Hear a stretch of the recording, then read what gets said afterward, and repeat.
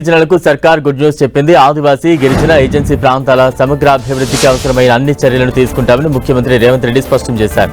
ఆ ప్రాంతాల్లో మౌలిక సదుపాయాల కల్పనకు అడ్డంకిగా ఉన్న సమస్యల పరిష్కారం కోసం ప్రత్యేక దృష్టి సారిస్తారని తెలిపారు.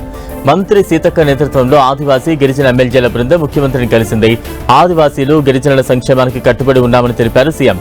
ఏజెన్సీ ప్రాంతాల్లో చెక్ డ్యాంల నిర్మాణంపై దృష్టి సారిస్తామని వారికి హామీ ఇచ్చారు. నీటి ద్వారా తాగు సాగునీటి అవసరాలను తీర్చుకోవచ్చని అన్నారు.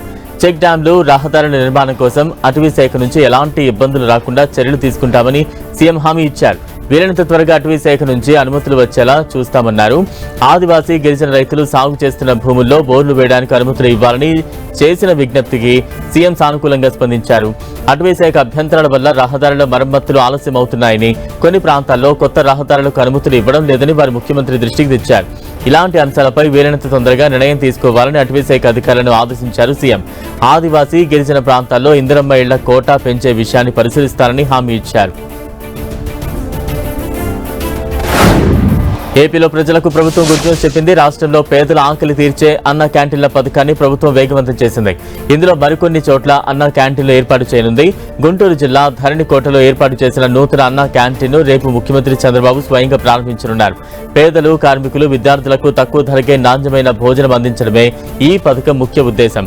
అందరికీ ఆహార భద్రత అనే నినాదంతో ప్రభుత్వం ఈ కార్యక్రమాన్ని ముందుకు తీసుకువెళుతోంది. ఇప్పటికే రాష్ట్ర వ్యాప్తంగా 207 అన్న క్యాంటీన్ల ద్వారా రోజు 2.10 లక్షల మందికి భోజనం అందిస్తూ ఉండగా తాజాగా మరో 62 గ్రామీణ క్యాంటీన్లను అందుబాటులోకి తీసుకొచ్చారు. దీంతో మొత్తం క్యాంటీన్ల సంఖ్య 269కి చేరనుంది.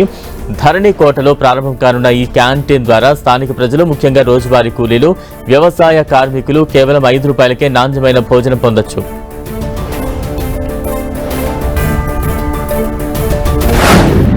భారత ప్రభుత్వ రంగ బీమా దిగ్గజం ఎల్ఐసి తన వాటాదారులకు గుడ్ న్యూస్ చెప్పింది. ఎల్ఐసి బోర్డు సమావేశంలో కీలక నిర్ణయం తీసుకుంది.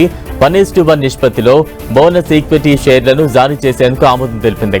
ఇందుకోసం గతేడాది డిసెంబర్ 31 నాటికి ఉన్న నిల్వలు, మిగులు నిధుల నుంచి 6,325 కోట్లు వినియోగించనున్నట్లు రెగ్యులేటరీ ఫైలింగ్లో పేర్కొంది. 1:1 బోనస్ అంటే రికార్డు తేదీ నాటికి వాటాదారులు కలిగి ఉన్న ప్రతి షేర్కు అదనంగా ఒక ఉచిత షేర్ను బోనస్ పొందుతారు. అంటే మీ వద్ద 100 షేర్లు ఉంటే బోనస్ యాడ్ అయిన తర్వాత అవి 200 షేర్లు అవుతాయన్నమాట. ఎల్ఐసిలో కేంద్రానికి 96.5% వాటా ఉంది. గతంలో ఐపీఓ ద్వారా 3.5% వాటాను విక్రయించి దాదాపు 21,000 కోట్లను సమీకరించింది.